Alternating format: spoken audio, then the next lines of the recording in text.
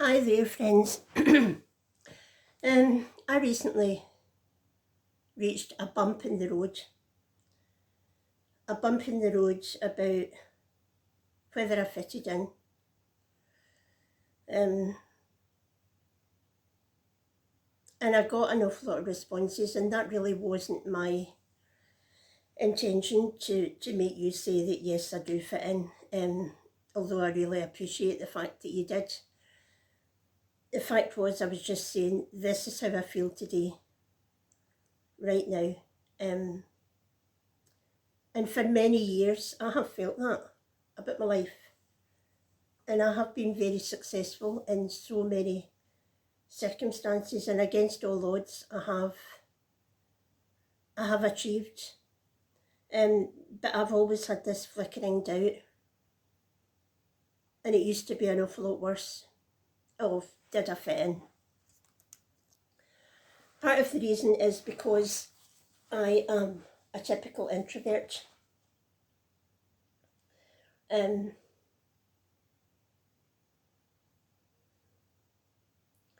highly sensitive and an empath, and my heart really hurts for people. So I want to reach out to a whole lot of different people that aren't really liked. But when I've got something physical going on, a physical illness, and I hadn't realised, apart from what I'm really suffering from all the time, I had something going on, a UTI. Therefore, it tells in my mental health every time. And if you don't, or if I don't seek to find out about that flickering doubt, that flicker can end up in a huge flame. And then the spiral goes down and down and down until every aspect of my life suddenly feels as though I'm no use. And only I can make that better. No one else can make me feel better by telling me, yeah, you're okay, you fit in. I've got to believe that myself.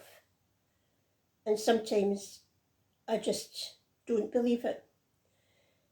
But when I was learning about, when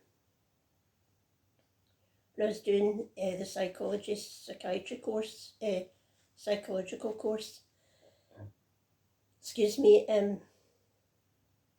a man with a foreign name called Alfred Korzybski said the map is not the territory, and that confused me. But what I believe he's saying is what you think is not always the reality of things. And to me, that's probably very true, because our thinking can be really warped.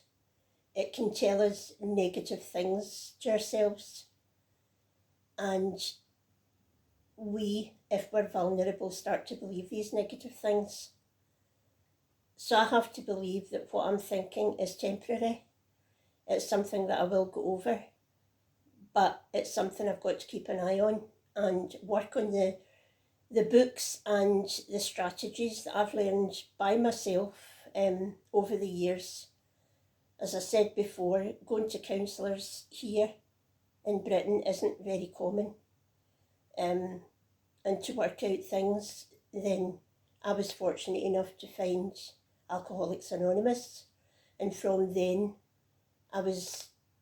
I delved into a wide variety of books about people who survived against the odds and how they managed to keep their inner strength.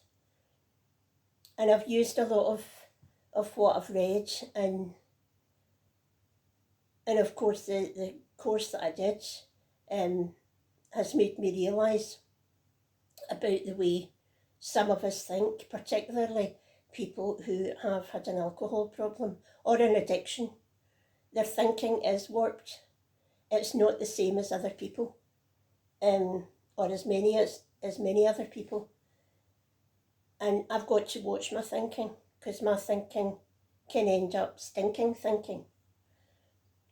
And that's when all this self-doubt comes back into my head. But it can be short-lived nowadays, because I know how to help myself and to go over all these negative bumps in the road before it ends up like sinking sand, and you're no longer able to face towards the sun and leave all the mud behind. Then you're getting enveloped in all these self-doubt categories that end up in your brain about yourself. So today's a lovely day. Today, yeah, I'm positive. I feel okay. I don't feel physically that great.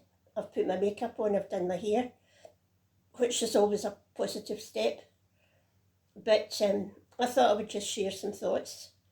And I thank you to my tribe of people who have supported me. And you all know who you are. So thanks, have a lovely day. And be good to yourself, be kind to yourself, as well as others.